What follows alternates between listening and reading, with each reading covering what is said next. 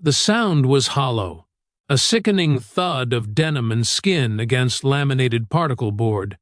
Trays jumped, a carton of chocolate milk tipped over, and fries scattered like fallen confetti. A collective gasp sucked the air out of the bustling cafeteria, followed by a silence so sharp it hurt. "That's your seat transfer. The trash gets taken out." Chase, his blue and yellow varsity jacket screaming with privilege, his grip still clenched on the back of her white crop top, leaned over her. His roar of rage still echoed in the sudden quiet. Beneath him, pinned against the cold, crumb-strewn table, was Maya, her long brown hair fanned out, some strands sticking to the blood beating on her forehead. Her eyes were wide, not with tears but with a stunned animal shock. The pain was there, in the arch of her back, in the way her fingers splayed against the tabletop, trying to find purchase where there was none. 3 guys from the basketball team, their own lunches forgotten, hovered a few feet away. They weren't laughing. They were just watching. Their faces were blank canvases of passive complicity, no teachers in sight, no saviors charging in, just the everyday chaos of the lunch hour, now focused and magnified on this one terrible point of contact. Before this story goes any further, take a second to subscribe, because stories like this deserve to be heard, and the ones that happen after the tables turn, those are the ones we need to remember. Maya didn't cry out, she just breathed, a sharp, ragged intake against the table. This was her 3rd day at Brookhaven High, the new girl, the quiet one with the sketched-out notebooks. She'd chosen this empty end of a table precisely because it was away from the loud groups, from the confident clusters of friendship. She'd misread the unspoken map. This wasn't an empty seat, it was Chase Hammond's territory, a domain enforced not by a nameplate but by sheer, brutal social consensus. And she had trespassed. The moral question hung. In the greasy air, almost visible, what happens when the person you've chosen to break has nothing left to lose? What happens when the underdog isn't just sad, but something else entirely? Chase saw a target. The bystanders saw a show. But in Maya's eyes, as the initial shock began to harden into something cold and clear, there was a glint of something no one in that cafeteria had bothered to look for, a deep, familiar reckoning. The bell for 4th period had been her starting gun. Maya moved through the halls like a ghost, head down, backpack hugged to her chest. Brookhaven was twice the size of her old school, a maze of polished lockers and shouting athletes. She felt the stares like physical touches, the evaluating glances of girls in expensive sneakers, the bored once-overs from guys in jackets like Chase's.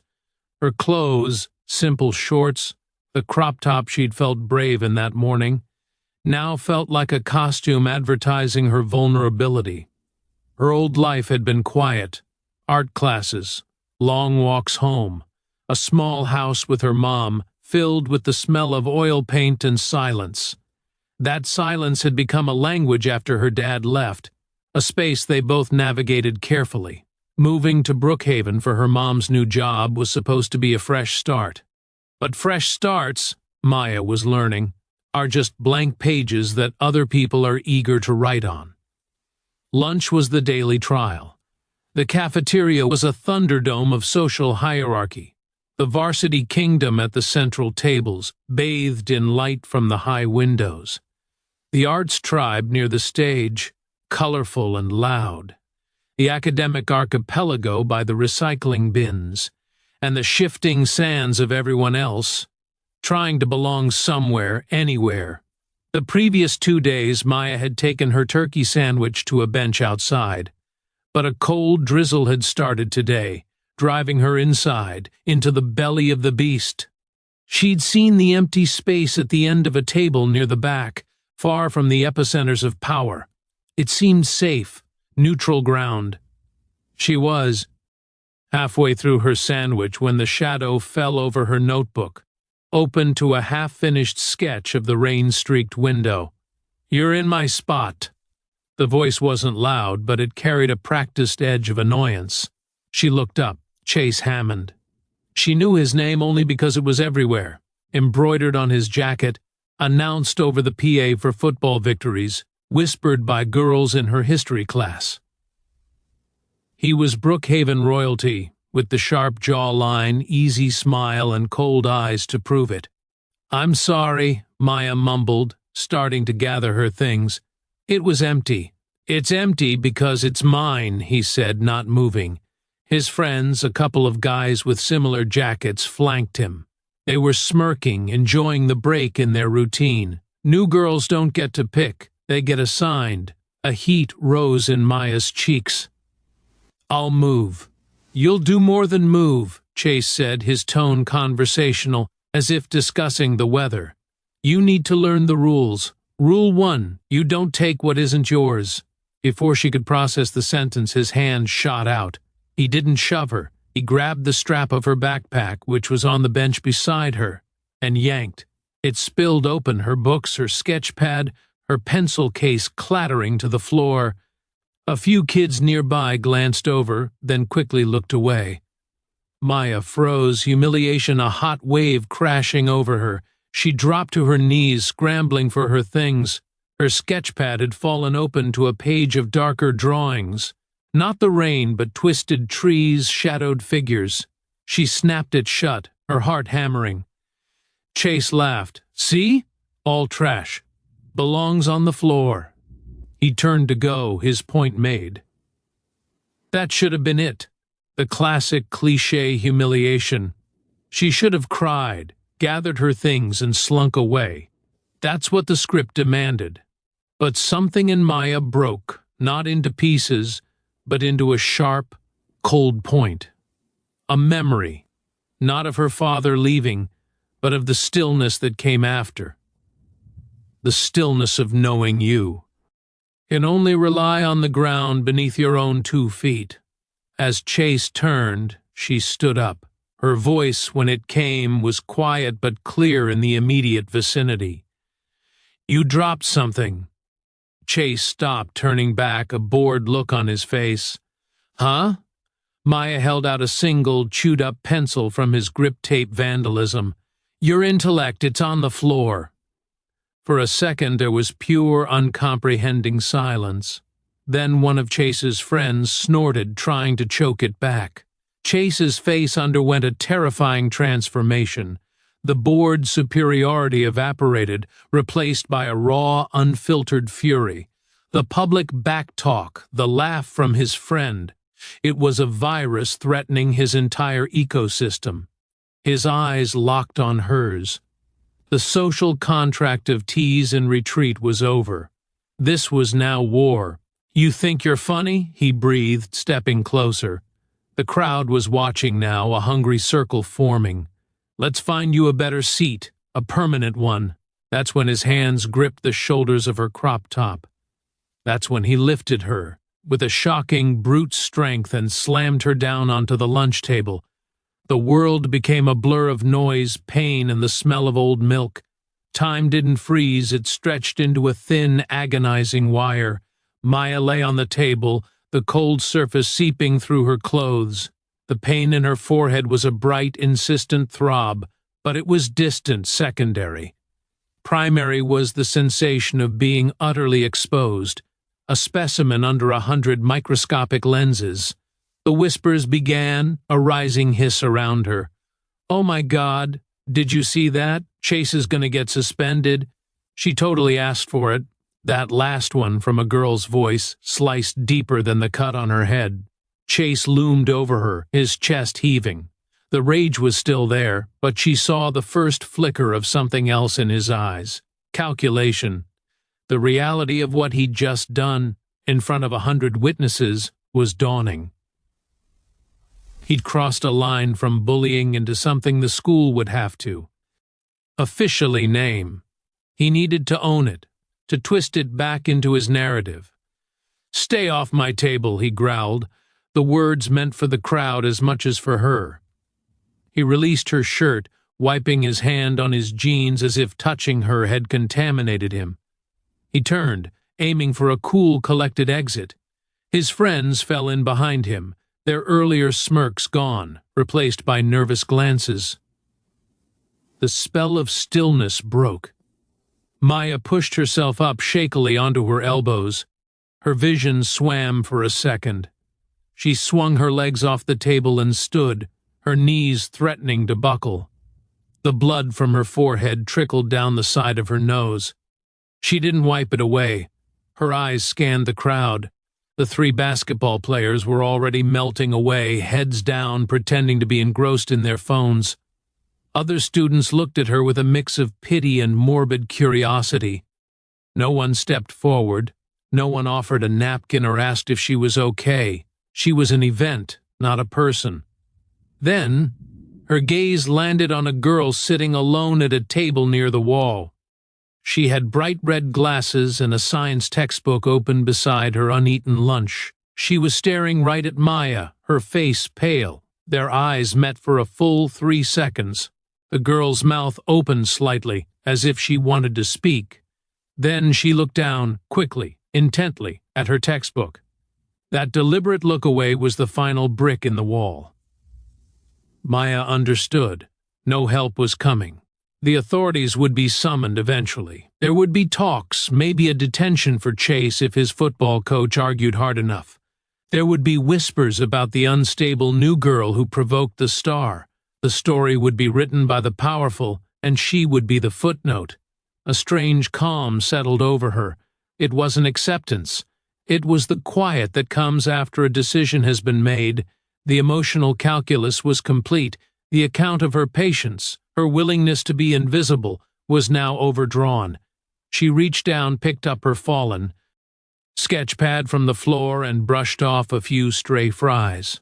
She tucked it under her arm. Then, without looking at anyone, she walked, not ran, not stumbled, out of the cafeteria. The whispers trailed after her like a wake. She didn't go to the nurse. She went to the girls' bathroom on the 2nd floor, the one that was always empty because it was near the dusty auditorium. She locked herself in a stall and sat on the closed toilet lid. She didn't cry. She breathed. In the silence, she listened to the distant sounds of the school, the muffled bell, the laughter from a far-off hallway, a world moving on. She pulled out her sketchpad. On a fresh page, with a steady hand, she didn't draw the fear or the pain. She drew the table. She drew the hollow, terrified eyes of the bystanders. She drew Chase's face, not in rage, but in that fleeting moment of calculation she'd seen. She drew it all with a precise, clinical detail.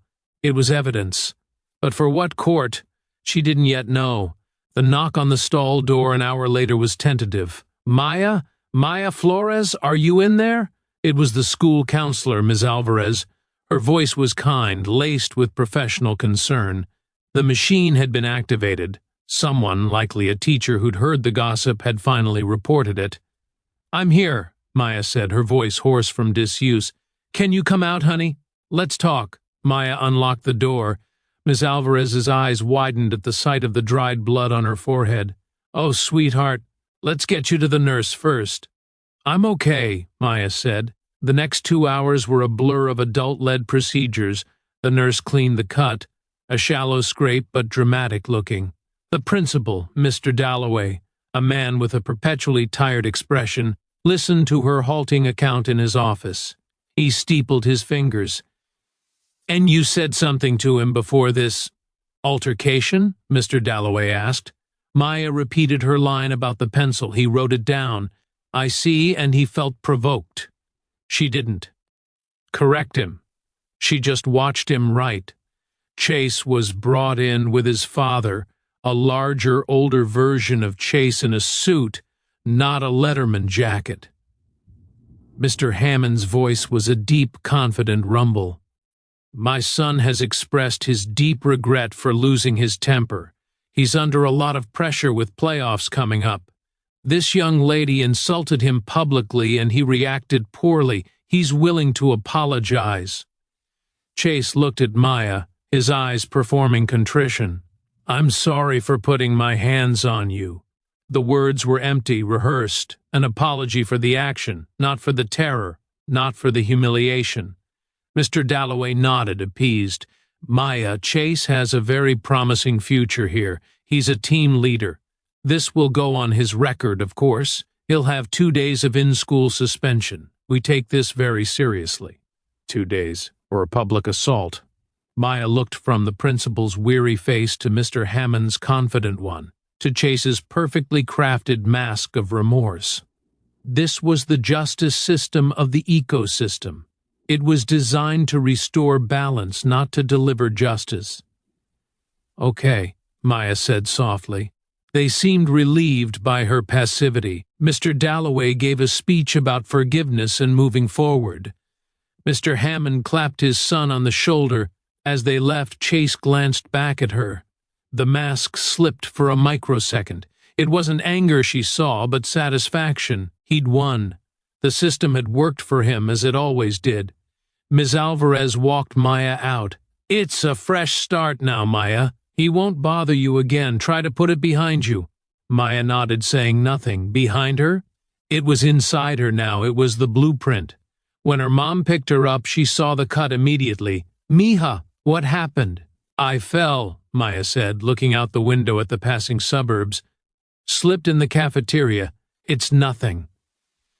Her mother, whose own eyes held the permanent shadow of her own struggles, knew it was a lie, but she was tired too. She squeezed Maya's hand. "This is a good school. It'll get better." At home, Maya went to her room. She opened her laptop. She didn't go on social media. She didn't look for Brookhaven gossip. Instead, she began to research. She looked up public records, school board meeting minutes, local news archives. She typed in Hammond and Brookhaven. She learned that Chase's father wasn't just a dad in a suit. He was Richard Hammond, a real estate developer who sat on the school's athletic booster board. His name was on the plaque next to the new football field. Donations had a way of shaping narratives. She learned that 2 years ago, a sophomore had accused Chase of stealing his bike and vandalizing it. The case was handled internally. The sophomore transferred schools the following semester. She learned that the ecosystem was older and more entrenched than she'd imagined. Chase wasn't the root. He was a prominent, ugly flower growing from fertile, well-fertilized soil. Maya closed her laptop.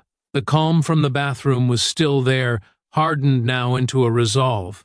They thought she was a problem they could contain with a 2-day suspension and a hollow apology. They thought the story ended with her walking away. But Maya wasn't walking away. She was just beginning to read the rule book they'd written. And the first rule of any game is to know what you're playing for. They were playing for status, for preservation. She had nothing to preserve. That made her the most dangerous player of all. The next morning, Maya walked into school differently. The ghost was gone. She held her head up, the small bandage on her forehead a badge not of shame but of declaration. She met the stares, the curious, the pitying, the dismissive, with a flat, neutral gaze. She was observing, cataloging. She saw Chase holding court at his locker, laughing loudly. He saw her. His smile didn't falter, but his eyes tracked her until she turned the corner. The message was clear. He was untouchable. In history class, the teacher, Mr. Jacobs, a young, idealistic man, was discussing the structure of ancient Roman society. "Patricians and plebeians," he said, writing on the board. "The privileged few and the common many." The system was designed to keep power concentrated. Question for discussion: how did the plebeians eventually gain some leverage? A hand shot up. It was the girl with the red glasses from the cafeteria. Her name was Ellie. "They realized their collective power," she said, her voice quiet but firm. "They refused to participate. They seceded. They made themselves essential and then withdrew their labor."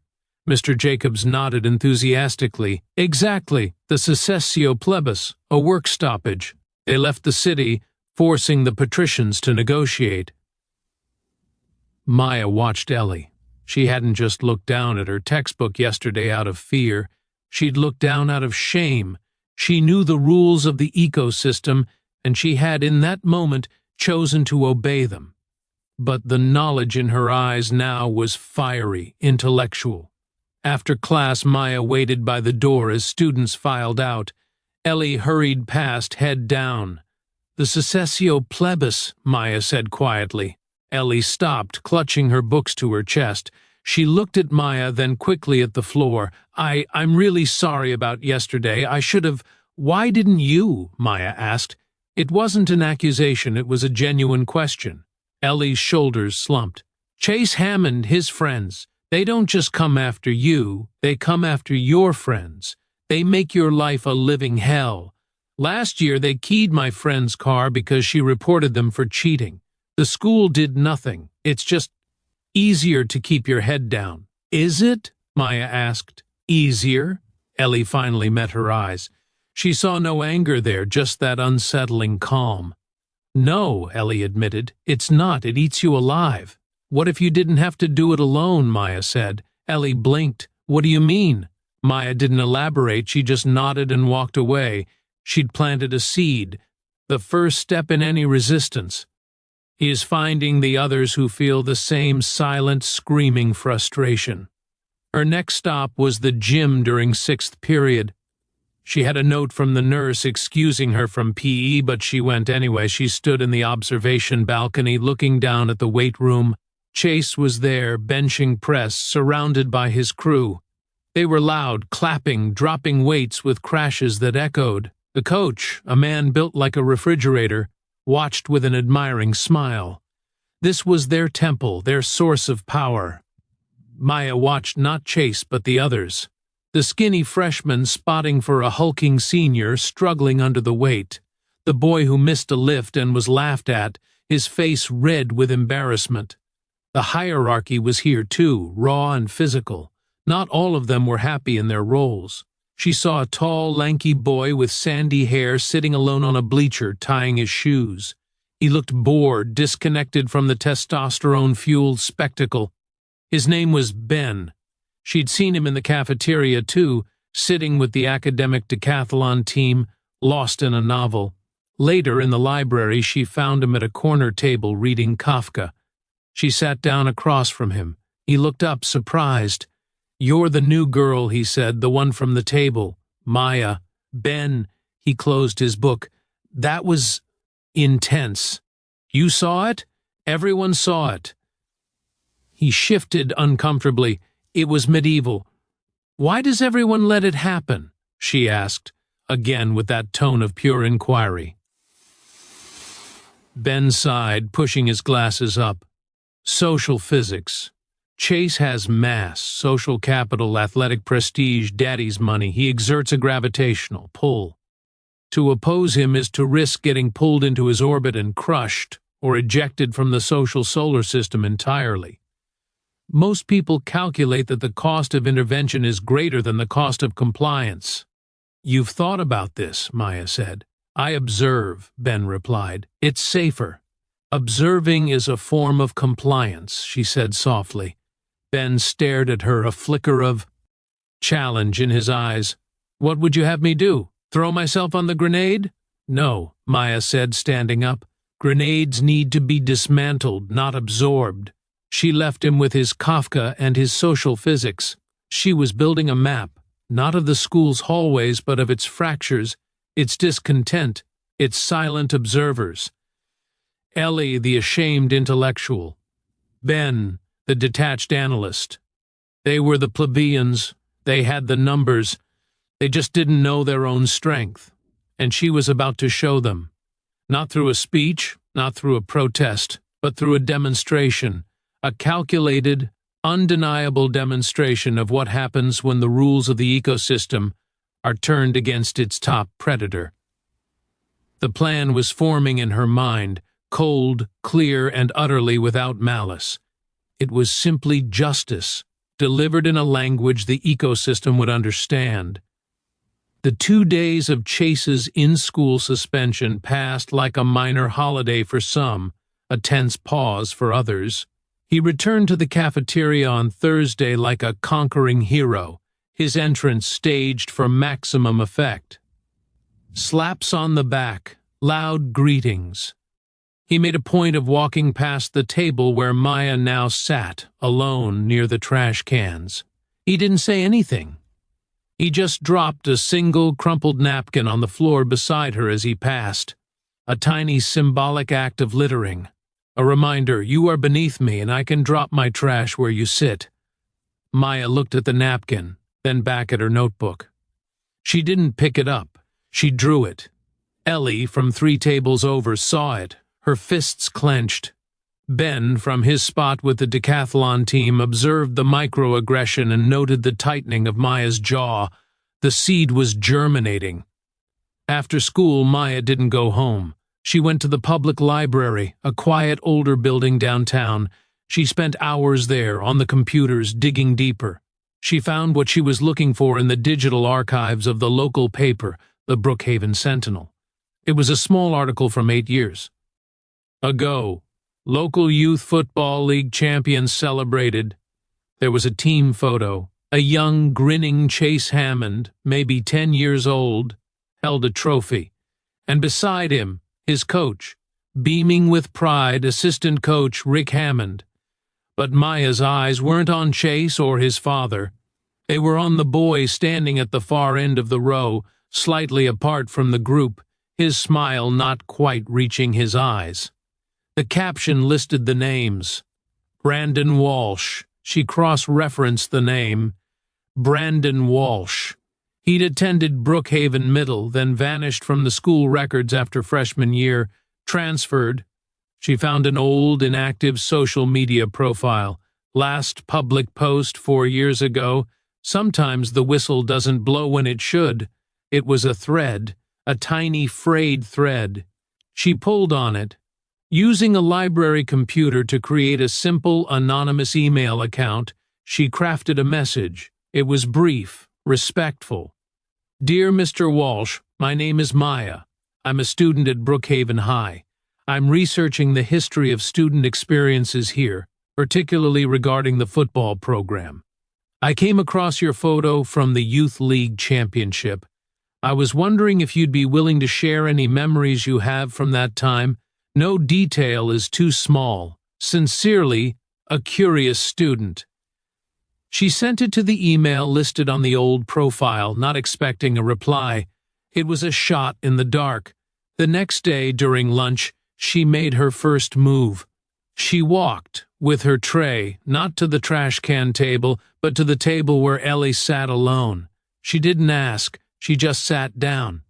Ellie looked up, startled, then nervous. She glanced furtively toward Chase's table. They're watching, Ellie whispered. Let them, Maya said, opening her milk carton. You don't understand what they can do. I have a pretty good idea, Maya said, touching the fading mark on her forehead. But they only have power if we believe they do, if we give it to them. That's easy for you to say, Ellie hissed. You've got nothing to. Ruse. Wrong, Maya said, meeting her eyes. I lost my anonymity. I lost the benefit of the doubt. I lost my first 3 days of peace. Now I'm playing with house money. Ellie was silent, picking at her salad. What do you want from me? Information, Maya said. You're observant. You know the players. I want to know everything about the booster club. Who's on it? How decisions get made? Where the money flows? Why? Because, Maya said, her voice dropping to a near whisper, you don't fight a king by attacking the king. You fight him by cutting off his supply lines. A slow, dawning understanding spread across Ellie's face. It wasn't excitement. It was the look of someone who had been reading about revolutions in textbooks and was now being asked to start one. It was terrifying and exhilarating. The fall fundraiser is next month, Ellie whispered back. A car wash. The boosters handle all the cash. It's for new equipment. Coach and Mr. Hammond are always counting the money together in the coach's office after. Maya nodded. Good. That's a start. She then found Ben later at his locker. I need your social physics, she said bluntly. Ben looked wary. For what? To model an outcome. A scenario where public opinion shifts rapidly against a central figure. What are the key variables? Ben leaned against the lockers, intrigued despite himself. The figure's perceived invulnerability, the credibility of the accuser, the self-interest of the bystanders, a catalyst that makes inaction more costly than action. What kind of catalyst? Something undeniable, public, that shatters the narrative they've built. He studied her. You're planning something. I'm planning on changing the physics, Maya said. That night she checked the anonymous email. Her heart jumped. There was a reply. Maya, I got your email. I haven't thought about Brookhaven in years. I don't have many good memories from that league. Coach Hammond was a real piece of work. His son was a bully. Even then, my cleats went missing before the championship game. I had to play in borrowed ones that didn't fit. We lost by a touchdown. I always wondered who took them. I don't know what you're looking for, but be careful. Those people protect their own. Brandon.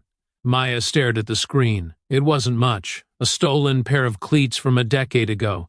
But it was a pattern, a repeated petty cruelty enabled by a father. It was the origin story of the monster. She hit reply.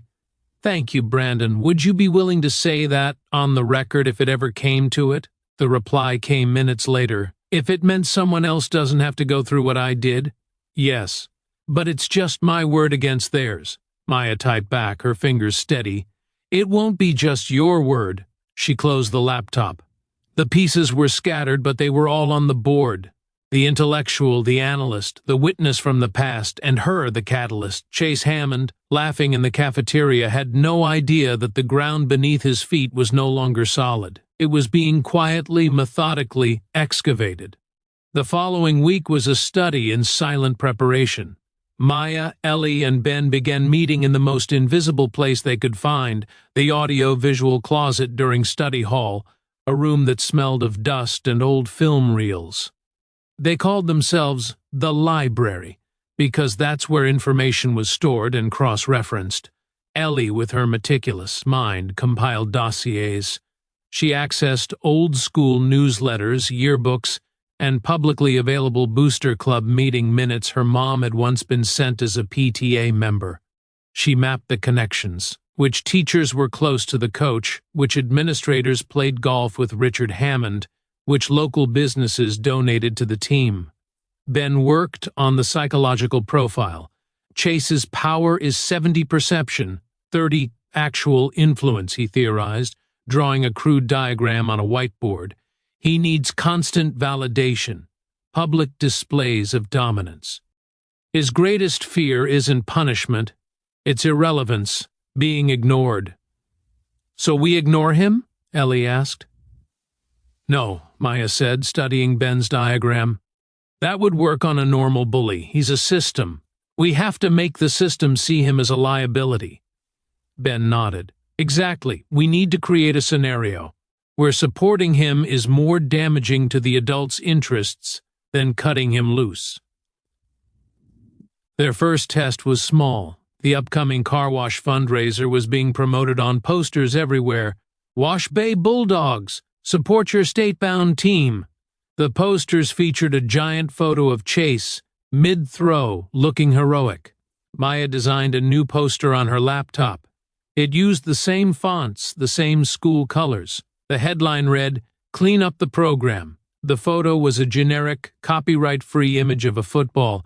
In smaller text, it listed the Booster Club's stated purpose: to promote sportsmanship, integrity, and character in Brookhaven athletes. She didn't accuse, she simply juxtaposed. Late one night, with Ben as a lookout, she and Ellie wheat-pasted a dozen of these posters over the original ones around the school's perimeter. They used a water-soluble paste. It was temporary, a ghost message. The reaction was immediate and telling. The next morning, the halls buzzed. Kids pointed, snickered.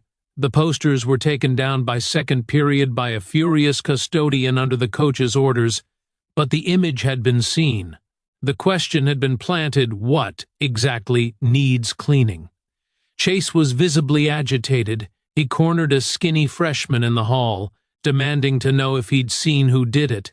The fear in the freshman's eyes was real, but he knew nothing. The uncertainty was the point. His invulnerability had been subtly punctured. Mr. Dalloway made an announcement over the PA about vandalism and the spirit of teamwork. His voice was strained. Phase 1 was complete, introduced doubt. Phase 2 required a more public intervention. The annual Fall Sports Assembly was coming up. A pep rally in the gym where each team was introduced. It was a pageant of social hierarchy, with the football team as the undisputed headliners.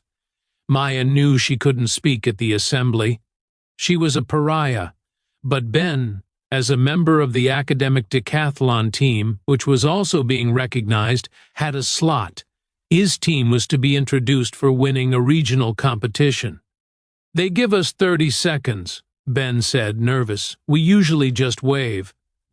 "This time," Maya said, "you say something else." The day of the assembly, the gym was deafening. Cheerleaders, fog machines, pounding music. The football team stormed the floor to a roar.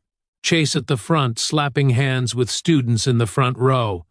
He was in his element, a prince before his subjects. Then came the quieter recognitions: chess club, debate team, academic decathlon. Polite applause. Ben and his 3 teammates walked to the center of the gym floor. The principal handed them a plaque. As they turned to leave, Ben stepped up to the microphone. A flicker of feedback squealed.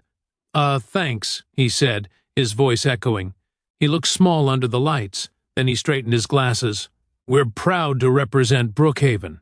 It's a school that values excellence, all kinds of excellence. We hope that spirit of fair competition and respect extends to everyone in these halls, not just on the field. Because a win that comes at someone else's expense isn't really a win at all. Thank you." He quickly walked off. The applause was confused, scattered. Some kids got it, a few whooped. Chase, from the sidelines, glared. The teachers on stage exchanged uneasy glances. It wasn't an accusation. It was a principle stated calmly in the heart of the temple. It was a pebble. But in a still pond, a pebble makes ripples. That afternoon, Maya was emptying her locker when she felt a presence. Chase stood there, blocking the light from the window. "The nerd with the glasses," Chase said, his voice low and dangerous. "Your friend?" "I have." "Phew," Maya said, not looking at him, continuing to stack her books. "You think you're clever? With the posters? The little speech?" Maya finally turned to face him. She saw the anger, but beneath it, for the first time, a glint of something like confusion. She wasn't reacting, she wasn't afraid, she was just there, present. An equation he couldn't solve. "I think a team is only as strong as its weakest link," Maya said quietly, "and a chain is only as strong as its most corroded one. You should look into that." He took a half-step closer, using his size to intimidate. "You're dead at this school, you know that, right? You have no friends, no future here." Maya smiled then, a small, sad smile that unsettled him more than any glare. "You're wrong, Chase. I have the only thing that matters here now. I have nothing to lose. And you?" She looked him up and down, from his Letterman jacket to his clean sneakers. "You have everything to lose, every single thing." She closed her locker with a soft click and walked away, leaving him standing in the hallway. He didn't follow. He just stared after her, the script of his dominance failing him completely. The prey was no longer running. It was turning, and in its eyes he saw the reflection of his own impending fall. The breaking point was close. The ecosystem was beginning to tremble. All it needed was one final, undeniable push. The push came from an unexpected direction. It started with $1. The car wash fundraiser was in full swing on a Saturday morning in the school parking lot. Football players, cheerleaders, and boosters were soaping up cars, laughing, playing music. Richard Hammond was there, a clipboard in hand, the picture of community engagement. Chase was holding a high-pressure hose, showboating, spraying his friends. Maya, Ellie, and Ben watched from a distance, sitting on a low wall across the street. They were observing the supply lines. "See?" Ellie said, pointing.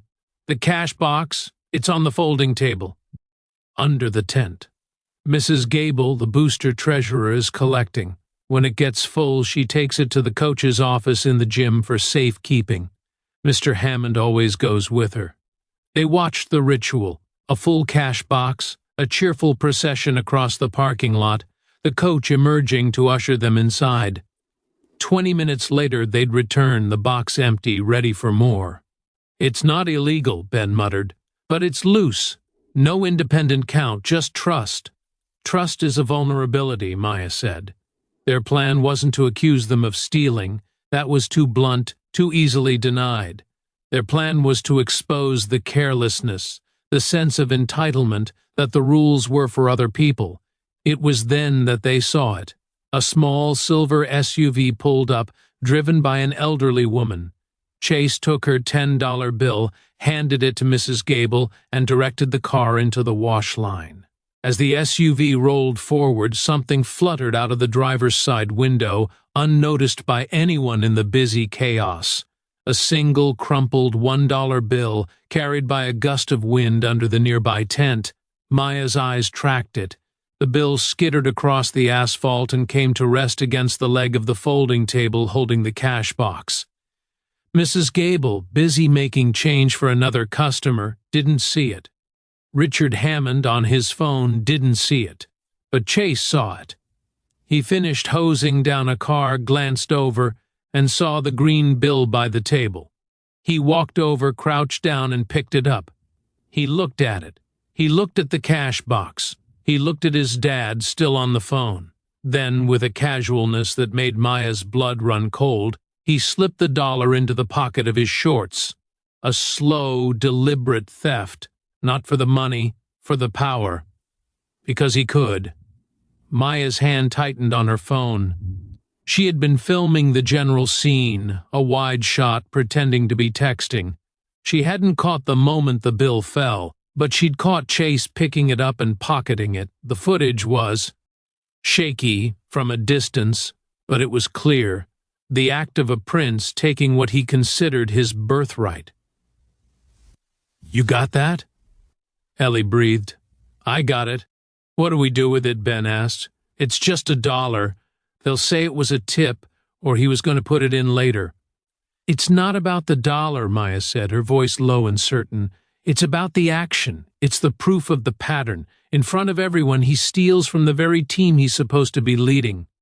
They sat in silence for a moment, the weight of the footage in Maya's hand. It was the catalyst Ben had theorized, something public, undeniable. But if they released it raw, it would be dismissed as a misunderstanding. They needed context. They needed a stage. Then Ellie had an idea. "The boosters have their final public meeting on Tuesday, before they write the check for the new equipment.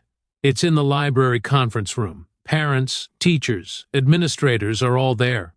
It's televised on the local community access channel." Maya looked from Ellie to Ben, then back to the phone in her hand. The plan crystallized, full of risk and terrifying clarity. "Then that's when we return the dollar," she said. The Tuesday of the Booster Club meeting arrived, thick with tension. Maya felt it like a change in barometric pressure.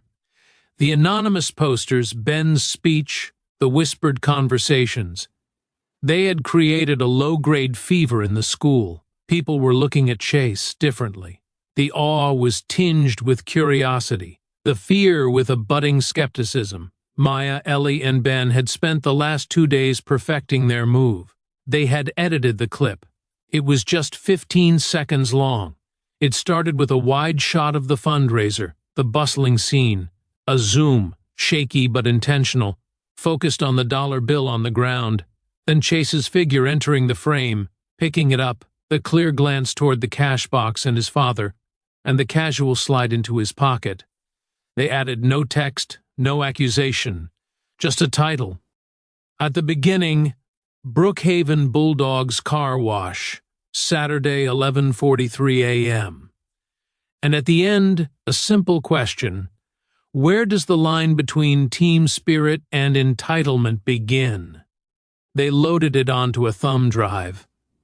They also printed a single crisp $1 bill and placed it in a plain white envelope.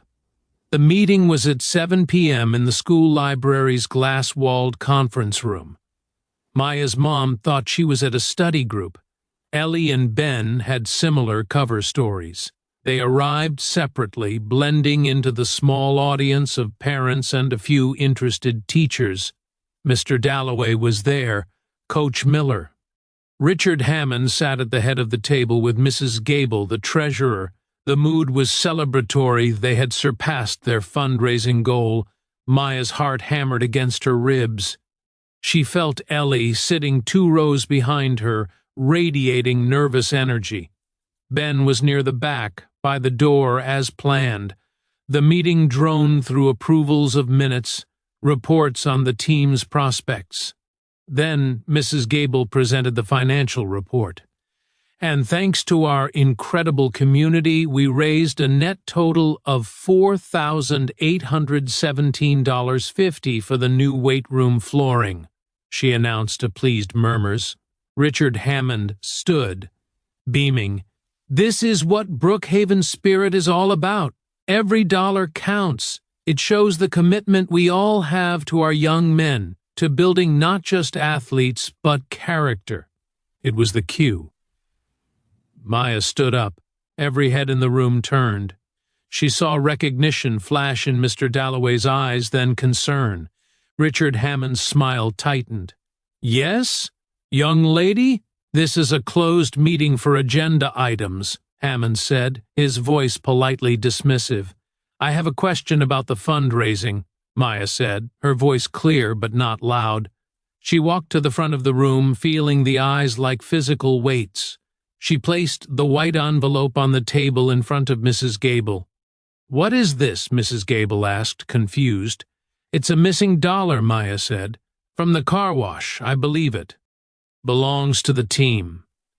A ripple of confusion went through the room. Richard Hammond chuckled, a dry, humorless sound. I appreciate the sentiment, but we accounted for every penny. I think you're mistaken. I don't think I am, Maya said. She looked at Ben at the back of the room.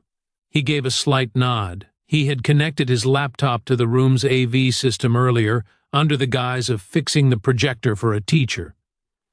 The community access camera was rolling, its red light on. Perhaps a visual aid would help, Maya said, her gaze locking with Mr. Dalloway's. May I? Dalloway, flustered, looked at Hammond, who gave a contemptuous shrug. Let the silly girl have her moment. Go ahead, Dalloway said. Ben hit play.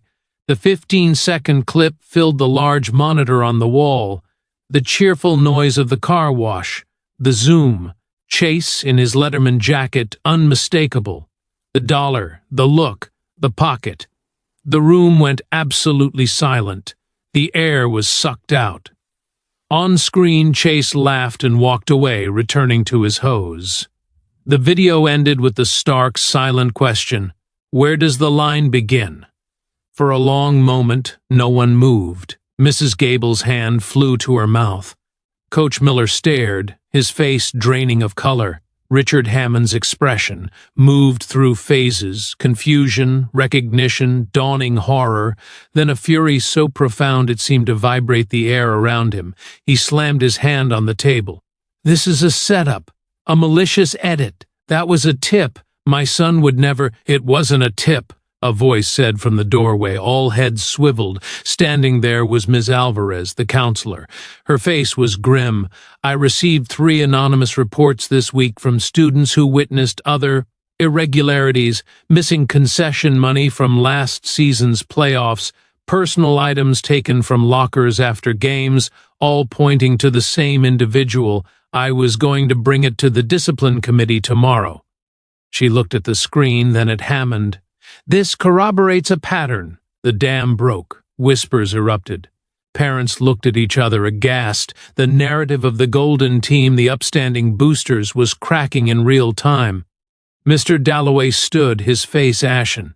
Richard, we have to. Hammond stood, his chair scraping loudly. He pointed a trembling finger at Maya. You ruinous little nobody, you think this hurts me? You've just ended your own—" "Stop." The voice was quiet, but it cut through Hammond's rage. It was Mr. Jacobs, the history teacher. He was standing now, too. "That's enough, Mr. Hammond. She's a student. You're an adult. The video speaks for itself." He looked around the room at the other parents. "I think we need to table the financial approval and launch an independent audit of all booster funds immediately." A murmur of agreement, hesitant at first, then stronger, spread through the parents. Their money, their donations. The trust had been violated, not by a newcomer, but by the prince they had crowned. Maya looked at Richard Hammond. The invincible patriarch was now just a furious, cornered man. The system, his system, was turning on him because she had shown them it was in their self-interest to do so. Ben's social physics in action. She had not screamed, she had not fought, she had simply presented a fact, a single stolen dollar. And it was enough to make the kingdom shudder. She picked up the envelope with the printed dollar, left it on the table, and walked out of the glass room. She didn't look back. Behind her she left not chaos, but a quiet, seismic reckoning. The story of Brookhaven High had irrevocably turned. There was no going back. The fallout was swift and merciless, a social avalanche triggered by that one small stone. By Wednesday morning, the video was everywhere.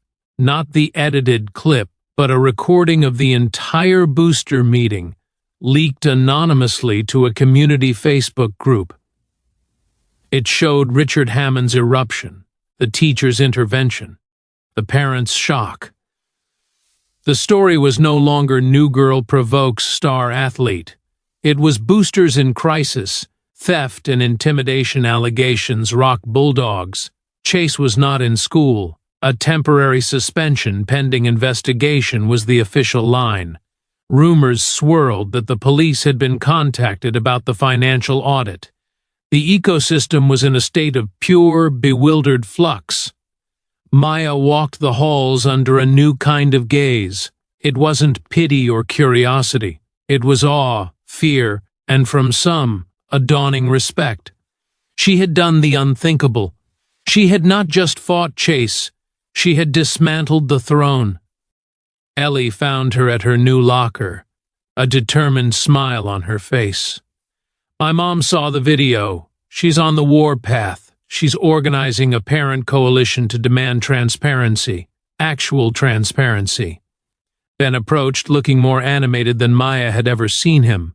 "The social gravitational pull has shifted.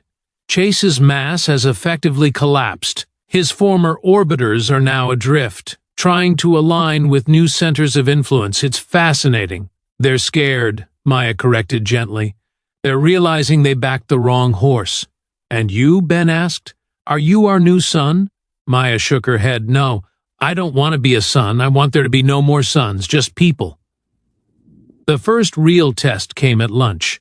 She walked into the cafeteria, tray in hand.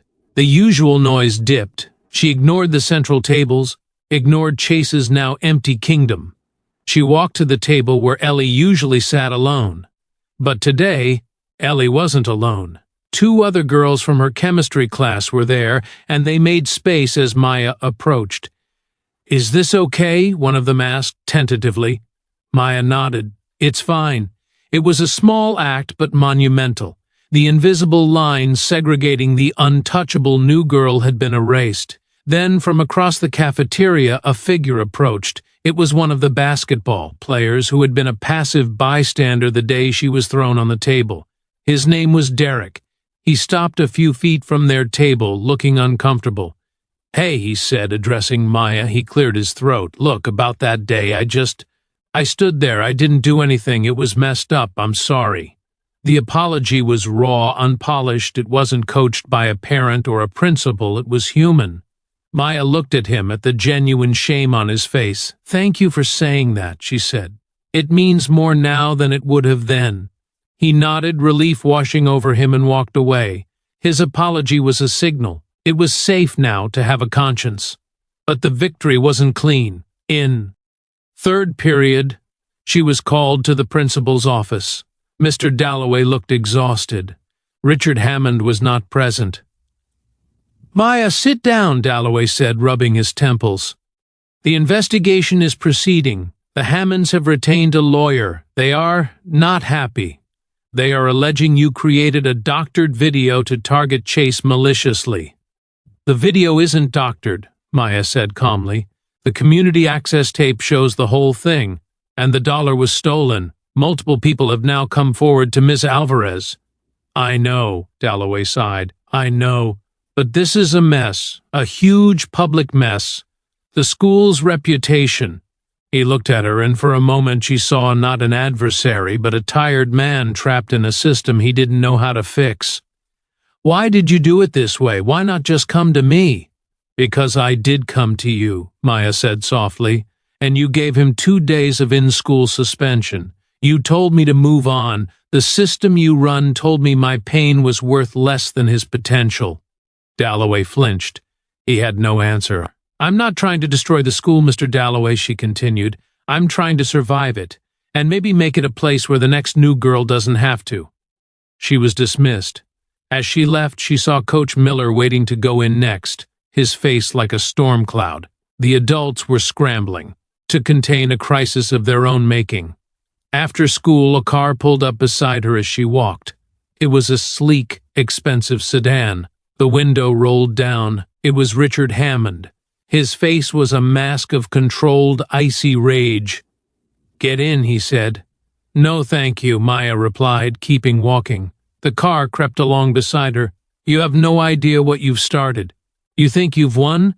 I will bury you in legal fees. I will make sure no college looks at you. My son's future is already secured. Yours is ashes." Maya stopped and turned to face him. She felt no fear, only a profound sadness for the smallness of this powerful man.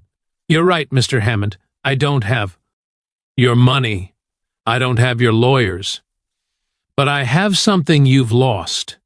She leaned down slightly to look him in the eye through the window. "I have the truth, and you can't sue that away." She straightened up and walked on, leaving his car idling at the curb. The threat hung in the air, but it felt empty, the last roar of a wounded, cornered beast. The power had truly, finally shifted. It was no longer about winning a fight. It was about living in the new world she had helped create. And that, she was beginning to understand, was the harder part. The investigation by the school district, prompted by the angry parent coalition Ellie's mom helped organize, took 2 weeks. It was a tense, quiet period. Chase remained absent. The football team played its games under a cloud, the cheers from the stands noticeably dimmer. Maya kept her head down, focusing on her classes, on her art. She started drawing again, but the subjects changed. Less darkness, more light filtering through trees, more portraits of people she saw in the halls, not as caricatures, but as complex beings. She drew Ellie, fierce behind her glasses. She drew Ben, a thoughtful profile. She even sketched the basketball player Derek from memory, capturing the moment of his apology.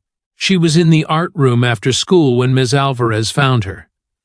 "May I?" the counselor asked, gesturing to a stool. Maya nodded, putting down her charcoal. "The report is coming out tomorrow," Ms. Alvarez said. "I can't give details, but it's damning. The financial audit found significant irregularities in the booster books going back years. The testimony from other students about theft, intimidation, was overwhelming. Brandon Walsh even gave a written statement." Maya let out a breath she didn't know she was holding. "And Chase?" "Expelled," Ms. Alvarez said quietly. "Effective immediately. The board voted unanimously. His father has resigned from all school affiliations." She paused. "There's more. The police are looking at the financial stuff. It's out of the school's hands now." Maya absorbed this. The finality of it was staggering. Expelled, not suspended. Gone. The king was not just dethroned, he was banished from the kingdom. "How do you feel?" Ms. Alvarez asked. Maya thought about it. She thought of the slam onto the table, the blood, the silence. She thought of the fear, the planning, the terrifying moment in the booster meeting. She didn't feel triumph. She felt tired and sad. "I feel like it never should have had to happen," Maya said finally. "That's what I feel." Ms. Alvarez nodded, her eyes wise and kind. "That's the mark of real strength, Maya, when the victory doesn't taste sweet because you wish the battle hadn't been necessary." She stood to leave. The school is going to announce a new initiative, peer mediation training, a revised anti-bullying policy with real teeth, a student-led oversight committee for club finances. They're calling it the Community Restoration Project. They want you to be on the founding student committee. Maya looked up, surprised. "Why me?" "Because," Ms. Alvarez said with a small smile, "you're the one who showed us what was broken. And the ones who see the cracks are the best ones to help figure out how to mend them." After she left, Maya sat in the quiet art room, the smell of clay and paint in the air. The war was over, but the work was just beginning. She wasn't a revolutionary leader, she was a repair person. It was a quieter, less dramatic role, but perhaps a more important one. The next day, the announcement was made. The official language was dry, but the message was clear. A systemic failure had been addressed. In the halls, the reaction was mixed. Some kids, former sycophants of Chase, looked lost. Others walked a little taller. A senior girl Maya didn't know stopped her at her locker. "Hey," the girl said, "what you did, it took guts. My little sister is in 8th grade. She's coming here next year. I'm glad she's coming too. This Brookhaven, not the old one." She handed Maya a small folded note. It was a drawing of a shield with the words, "Thanks for holding it up" underneath. Maya tucked it into her sketch pad, a warmth spreading in her chest. This was the new currency, not fear but respect, not power over but solidarity. She met with Ellie and Ben at their usual spot. "So," Ben said, "we're bureaucrats now." "We're builders," Ellie corrected, her eyes shining. Maya smiled. "We're plebeians who got a seat at the table." The real table, not the one she'd been thrown on. As they talked about ideas for the new committee, Mental Health Awareness Week, anonymous reporting systems that actually worked, Maya felt a shift within herself. The cold, sharp resolve that had carried her through the battle was softening, transforming into something warmer, more durable, a sense of purpose. She had not just survived the ecosystem, she had helped change its very climate. She looked out the window at the football field, empty now in the afternoon light. The B on the scoreboard still stood for Bulldogs. But maybe, she thought, it could also start to stand for something else, for belonging, for bravery, for the simple, profound act of giving a damn about the person next to you, even if, especially if, they're the new girl covered in someone else's spilled fries. The first meeting of the Community Restoration Project Student Committee was held in the library conference room, the same glass-walled room where the booster meeting had imploded. The irony was not lost on anyone. Mr. Jacobs was the faculty advisor. Ellie, Ben, Derek the basketball player, and 2 other students, a soft-spoken sophomore named Liam from the theater group and a fierce junior named Simone from the soccer team, made up the rest. The agenda was simple. Listen. They set up an anonymous digital suggestion box and promised every submission would be read and discussed. They also decided their first project wouldn't be a rule or a policy, but a story. "We should do an assembly," Simone suggested, "but not the usual don't bully lecture, something real." "A testimonial assembly," Ellie said, excited, "where people can share experiences, not just about bullying but about being a bystander, about feeling invisible." Ben, in charge of logistics, nodded. "We could have anonymous stories read aloud by volunteers, no names, just the experiences." Maya listened, adding a thought. What if we also include the positive, stories of small kindnesses that made a difference, so it's not just about the problem, but about the solution we're already building? The idea took shape, They called it the Brookhaven Mosaic, Pieces of Our Story. The response to the suggestion box was overwhelming. Hundreds of submissions poured in, stories of loneliness, of racism, of homophobia, of academic pressure, but also stories of a lunch shared, a defended reputation, a helping hand during a panic attack. Maya spent hours with the committee, reading them, grouping them by theme, protecting anonymity fiercely. They weren't looking for villains, they were looking for patterns of pain and hope. As they worked, the social atmosphere at Brookhaven continued to thaw. The school newspaper ran an editorial praising the new committee. Teachers began incorporating discussions on empathy and ethical leadership into their lessons. It wasn't a perfect utopia. There were still cliques, still gossip, but the underlying code of conduct had been rewritten. Cruelty was no longer a spectator sport, it was a social liability. One afternoon, as Maya was pinning up posters for the Mosaic Assembly, she saw a familiar figure lingering at the end of the hall. It was Chase. He was dressed in street clothes, waiting by the main office, presumably to collect final records. He saw her. The hatred was gone from his eyes, replaced by a hollow, exhausted bitterness. He looked smaller, deflated, stripped of the jacket that had been his armor. For a moment, they just looked at each other across the length of the hallway. The boy who had slammed her onto a table, the girl who had in return dismantled his world. There was no cathartic confrontation, no final words. The distance between them was filled with too much pain, too much consequence. He turned and walked out the front door, into the world beyond Brookhaven High. Maya watched him go. She felt no vengeance, only a heavy, solemn understanding. His punishment was real, and it was severe. He was a lesson, written in the consequences of his own actions. She hoped, somewhere in the future, he would learn from it. But that was his journey now, not hers. She turned back to her poster, smoothing out a corner. Her journey was here, in these halls, helping to ensure the lesson he provided wasn't wasted. The day of the Mosaic Assembly arrived. The gym was packed, but the mood was different, quiet, expectant, respectful. There was no fog machine, no pounding music. On stage was a single stool, a microphone, and a simple backdrop of shifting, abstract colors projected behind it. Mr. Jacobs introduced the committee, then handed the mic to Ellie. "Today," Ellie said, her voice clear and confident, "we're not here to perform. We're here to listen, to the voices that usually go unheard."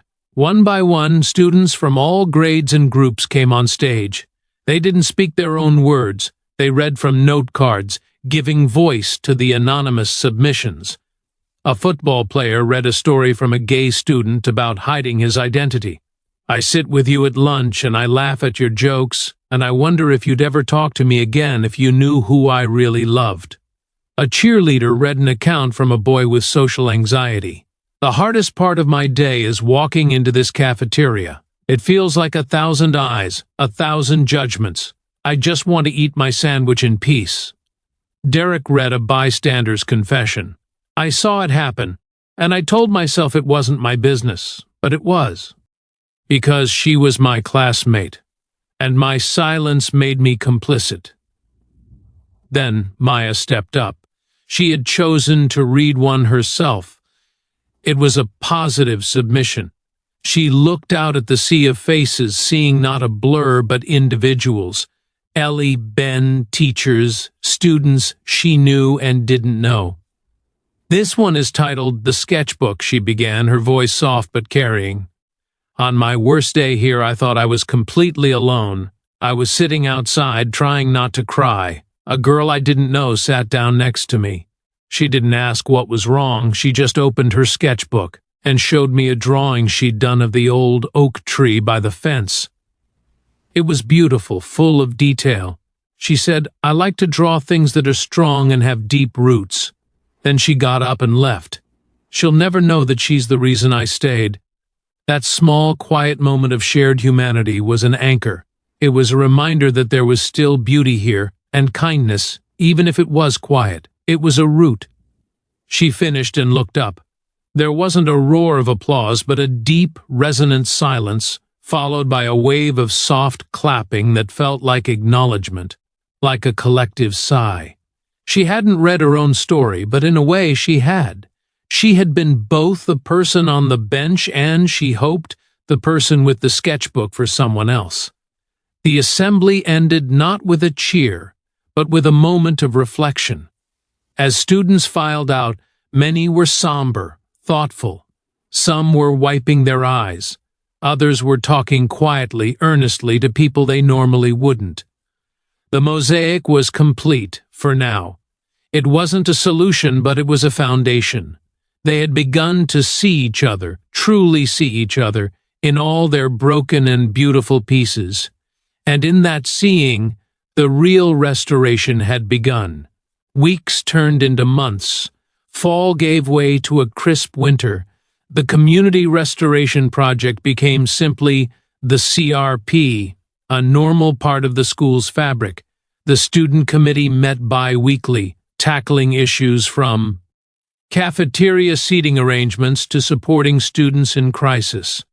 They worked with the counseling office to create a green band system, a simple, discreet way for any student to signal to a teacher or a CRP member that they needed to talk, no questions asked.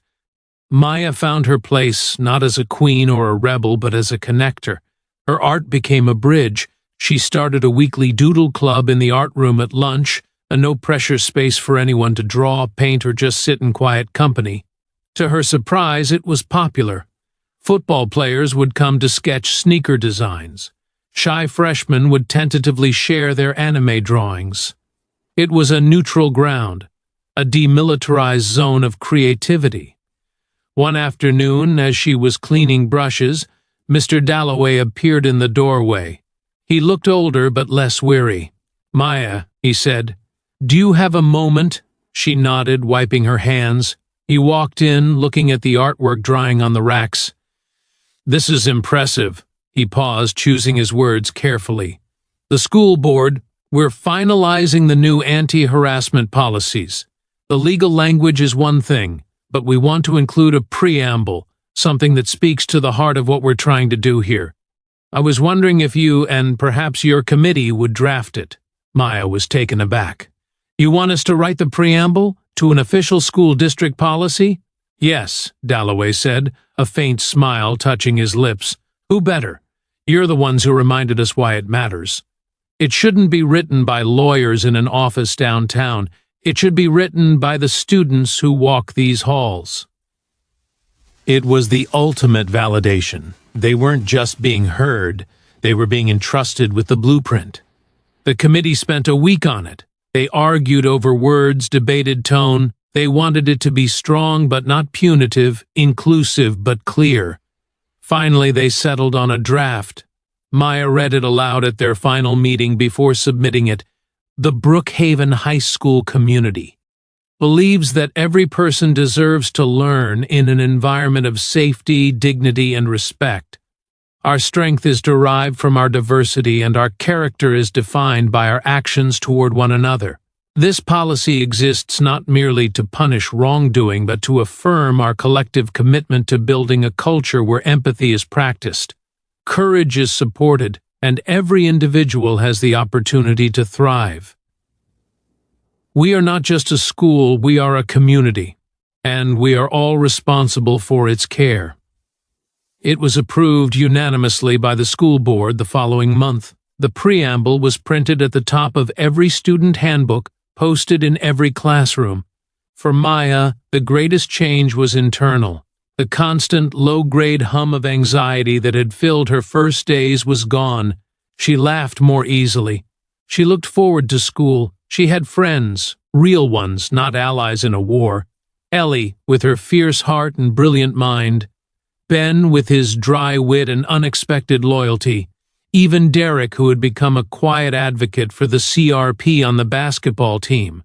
She was in the cafeteria one day, sitting at a now crowded table with her friends, when she saw a freshman girl, new that semester, looking lost with her tray.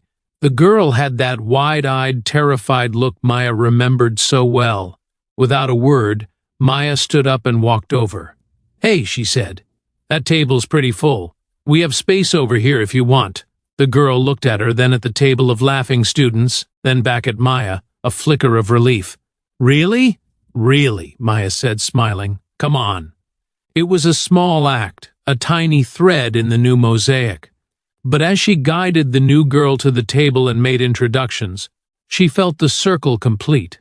She was no longer the one needing rescue. She was the one offering the anchor. She had become the root. Spring arrived, bringing a sense of renewal to Brookhaven.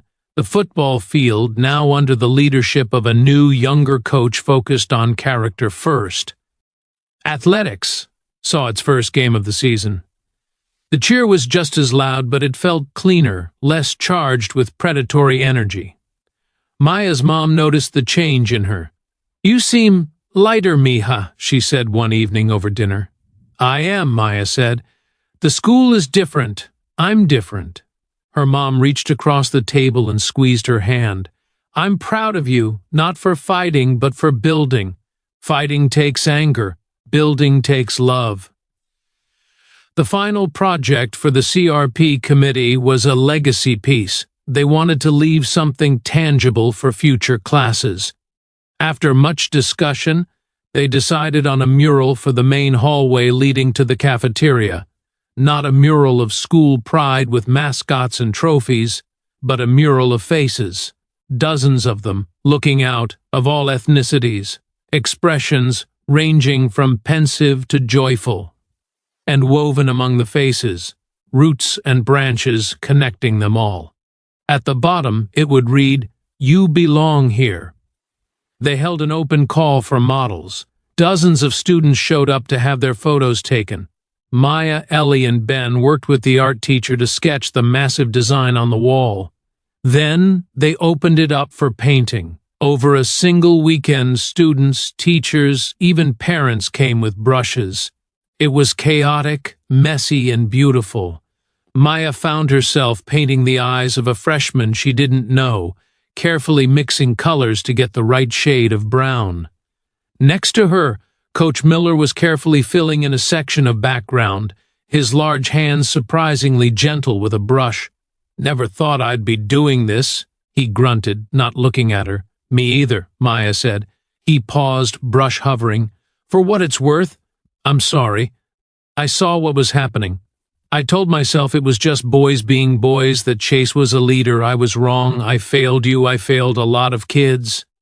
It was perhaps the most meaningful apology she had received. It came from a man who had lost status in the old system and was now, awkwardly, trying to find his place in the new one. "Thank you, Coach," she said. "That means a lot." He nodded, a gruff acknowledgement, and went back to painting. When the mural was finished, it was stunning.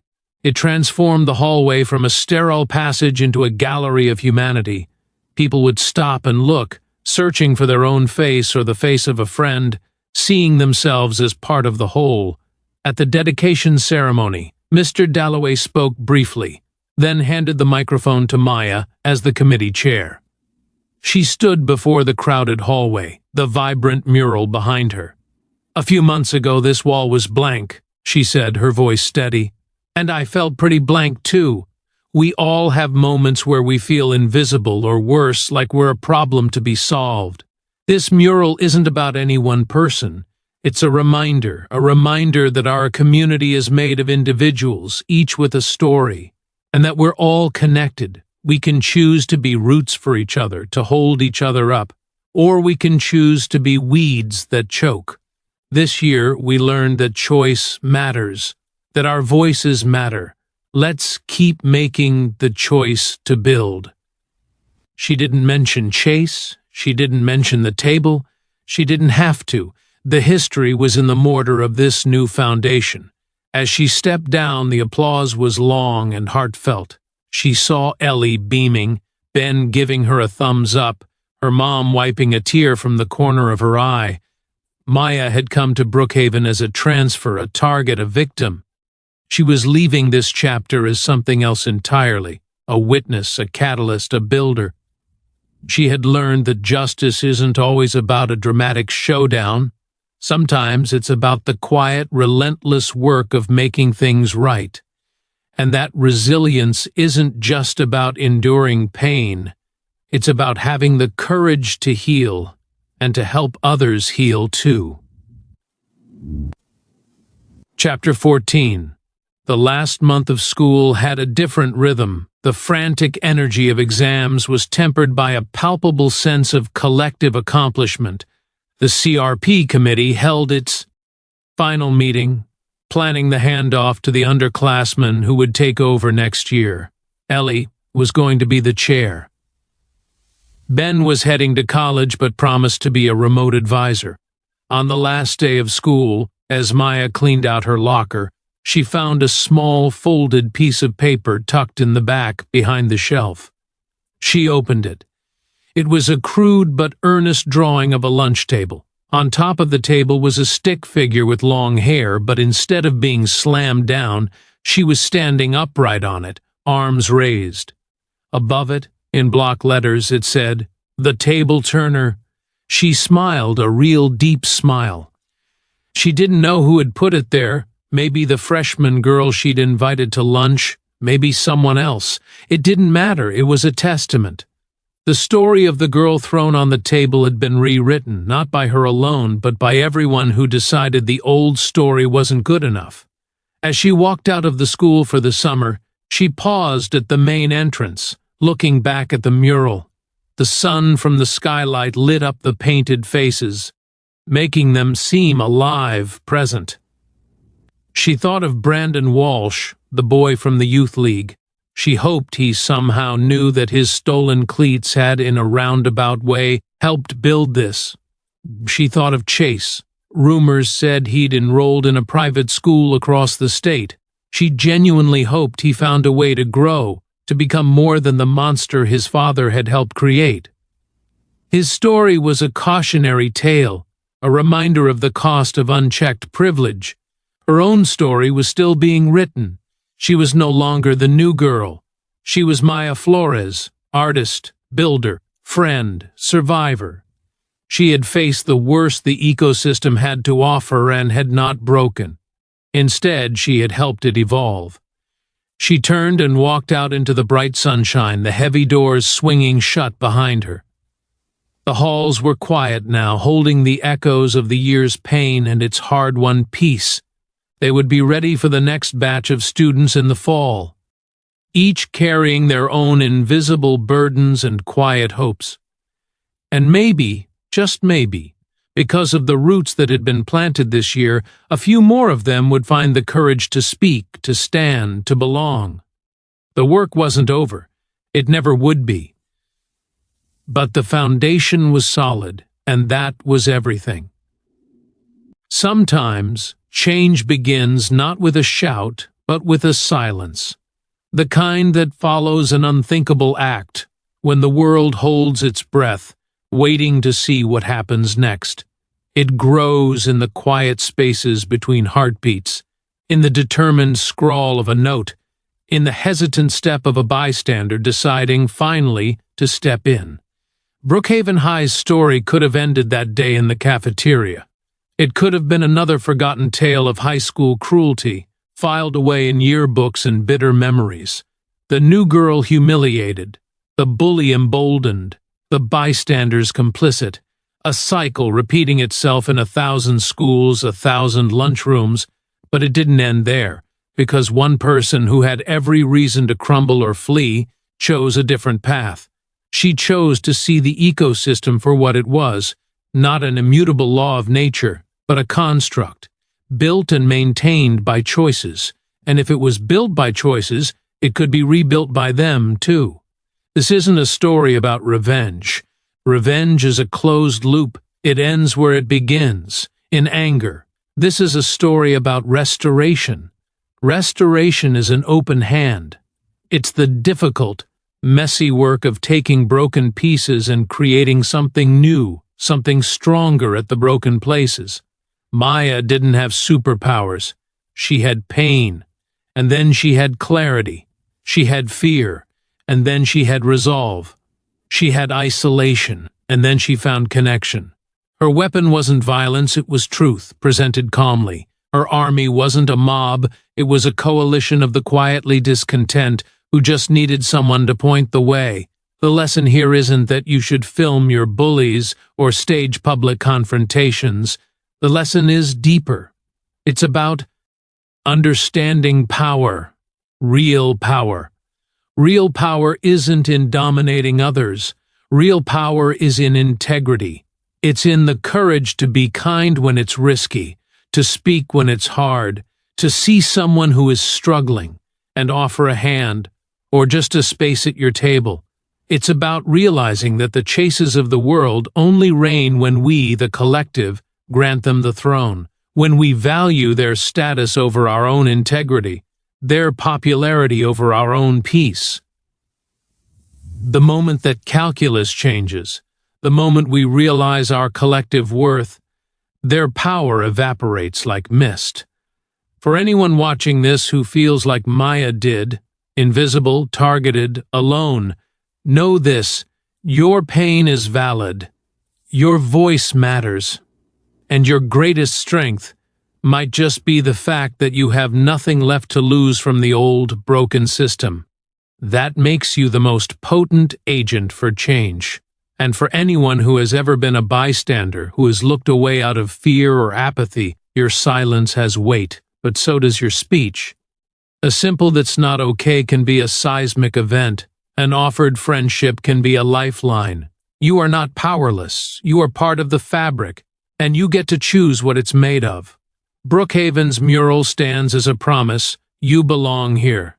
But belonging isn't a gift given by the powerful. It's a right, and it's a practice. It's something we create for each other every single day, with every choice we make. The table has been turned, not to throw someone else on it, but to reset it, to make room for everyone. And that, perhaps, is the most powerful turn of all. From which part of the country are you watching this story? Wherever you are, remember, the ecosystem around you is shaped by choices. What will yours be?